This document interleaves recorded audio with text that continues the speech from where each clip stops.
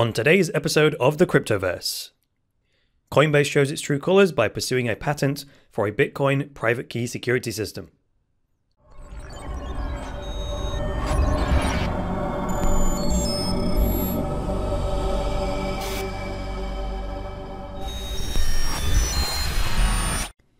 Dash is the privacy-focused digital currency that offers transactions with instant confirmations.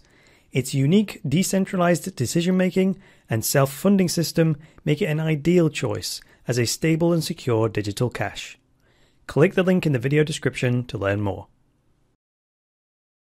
Hi there guys, and welcome to the latest episode of the Cryptoverse, your regular dose of news and commentary on Bitcoin, cryptocurrencies, and blockchains. I am your host, Chris Coney. So let's get into today's news. Today we turn once again to CoinDesk, coindesk.com. This is an article by Stan Higgins again. Coinbase seeks patent for Bitcoin private key security system. So let's see what this is going to say for itself. According to an application published on the 24th of November by the US Patent and Trademark Office, Coinbase is aiming to patent a, quote, security system forming part of a Bitcoin host computer. Okay, I have no idea what that is based on the title. But it goes on to say, the startup, which has raised more than $116 million in venture capital to date, has sought other patents in the past. So it's talking about Coinbase having raised $116 million in venture capital funding. Well, yes, because typically when venture capitalists invest $116 million into a company, they want as big a return as possible. And that means inventing something that can only be bought from the company they invested in, which is probably the motivation behind the patents. Now, I was going to say that this is why crowdfunding is superior, but I don't actually believe that makes any difference because individuals who invest in crowdfunding projects are the same. You know, they invest their money and they want a big return as well. The only reason I would say that crowdfunding is preferable is because there's more likely to be a healthier balance between greedy investors and altruistic investors. So anyway, it goes on to say, the last few months have seen a flurry of activity on the patent front, as the US Patents and Trademark Office have released applications from startups like Blockstream, Digital Asset Holdings, as well as major firms like AT&T and Nasdaq that are related to the tech.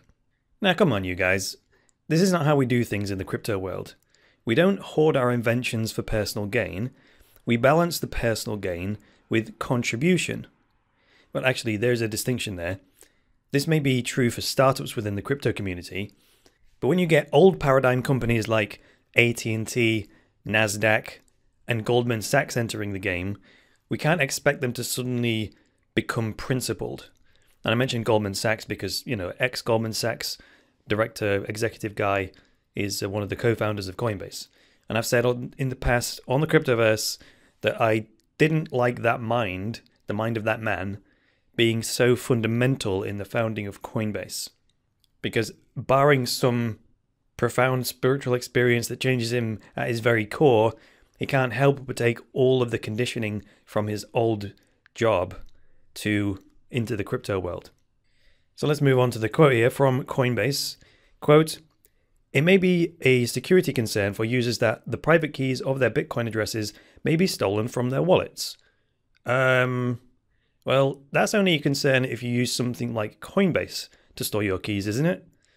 If I use blockchain.info, if I use my Jax wallet, or if I use this Ledger hardware wallet that I've got on my desk, how are my keys going to be stolen? That would require a fundamental failure of Bitcoin security, which would no doubt bring the whole system down if such a failure occurred. Anyway, let's go on with the quote. It carries on to say, existing systems do not provide a solution for maintaining security over private keys while still allowing the users to check out on a merchant page and making payments using their wallets, close quote. What the hell are they talking about? Seriously, if someone can decipher this, please let me know in the comments below. I don't know about anyone else, but when I shop online and pay with Bitcoin, I get to the checkout, the website displays a QR code, I open up the wallet app on my phone, I point the camera at the QR code, and then send the payment. Doesn't that accomplish everything that they just said here? I've maintained security of my private keys, and I've been able to check out on a merchant page, making a payment using my wallet. Now, I'm open to having completely missed the point here. There's always that possibility, so if I'm going wrong somewhere here, please do correct me in the comments below. But wait, this last bit is absolutely priceless.